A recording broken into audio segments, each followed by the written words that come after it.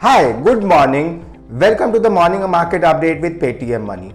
Yesterday in the US markets, we saw that the inflation numbers were out and the number was at 3%, which was lower than expected.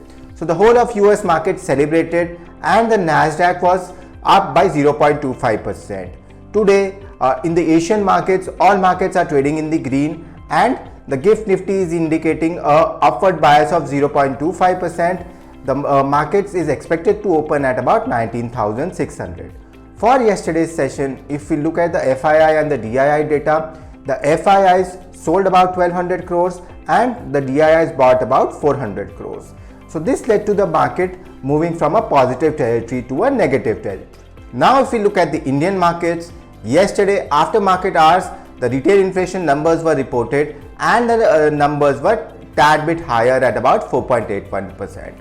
This means that the RBI could hold the interest rates higher and this could lead to a little bit of negative bias in the markets today.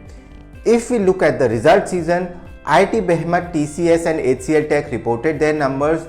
Both numbers were weak. TCS reported a constant currency growth of about 7%, whereas HCL Tech reported a decline in their constant currency growth.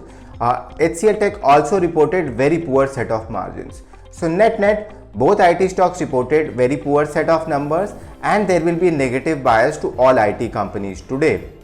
Now if you look at the IPO side of it, Utkarsh Small Finance Bank has come out with an IPO and the IPO was oversubscribed within minutes and the demand is expected to be very strong.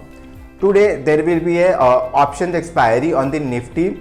Given these circumstances, we expect the market to trade with a positive bias, but we cannot rule out volatility in the market.